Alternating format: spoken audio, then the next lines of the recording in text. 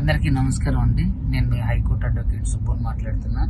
ఈరోజు పాల్దీ తండకు సంబంధించి పాల్దీ రమేష్ గారు గుండెపోటుతో చనిపోవడం నిజంగా బాధాకరం. ఏదైతే ఈ మైక్రో ఫైనాన్స్ కేసు ఉందో, ఈ మైక్రో ఫైనాన్స్ కేసుకు సంబంధించి 40 లక్షలు కట్టడం జరిగింది. ఆ 40 లక్షలు తిరిగి కట్టే క్రమంలో అప్పుల వారి దగ్గర నుంచి తీసుకొచ్చి ఈ రమావత్ మధు అండ్ మంగ్లీ తమ్ముడు శివ వాళ్ళకి ఇవ్వడం జరిగింది. సో అదే క్రమంలో వాళ్ళు మోసం చేయడం, ఆ మోసం చేసిన తర్వాత ఎవరి దగ్గర అయితే రిలేటివ్స్ దగ్గర అప్పు తీసుకొచ్చారో ఆ అప్పులు వాళ్ళు ఇంటి ముందుకు వచ్చి అసహ్యంగా మాట్లాడడం, అదే విధంగా వారి కుటుంబ గౌరవాన్ని బజార్కి ఇచ్చేంత దారుణంగా మాట్లాడడంతో ఒక్కసారిగా బాధపడినటువంటి ఆయన ఏదైతే పాల్దీ రమేష్ గారు ఉన్నారో ఆయన ఈరోజు గుండెపోటుతో చనిపోవడం జరిగింది.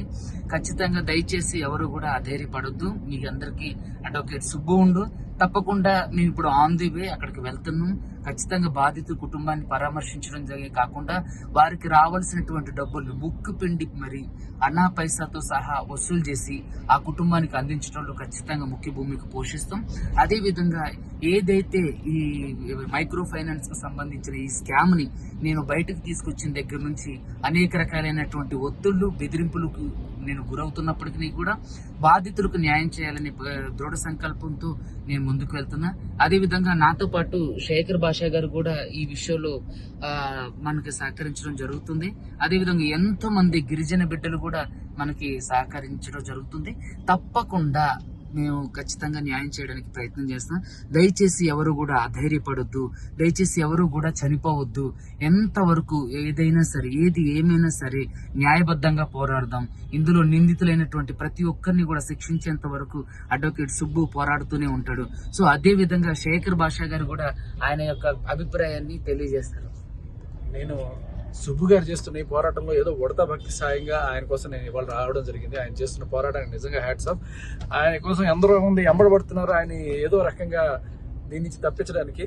బట్ అలాగే ఆయన కోసం ఎంతో మంది నాలాగా సహాయం చేయడానికి కూడా ముందుకు వస్తున్నారు. So we are all with you Subbu garu. ఖచ్చితంగా మనం వీళ్ళందరికీ కూడా న్యాయం చేసేది పోరాడదాం.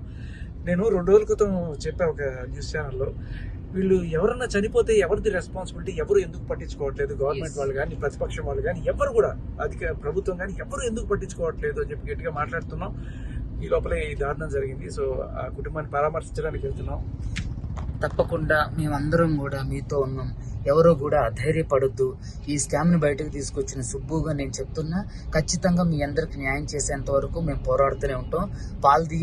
ఇప్పుడు పాల్దీ రమేష్ గారి కుటుంబానికి మా ప్రగాఢ సానుభూతి తెలియజేస్తున్నాం. అదే విధంగా అందరూ ధైర్యంగా ఉండండి. మీకోసం నేను పోరాటం చేస్తా. థ్యాంక్ యూ అందరికి.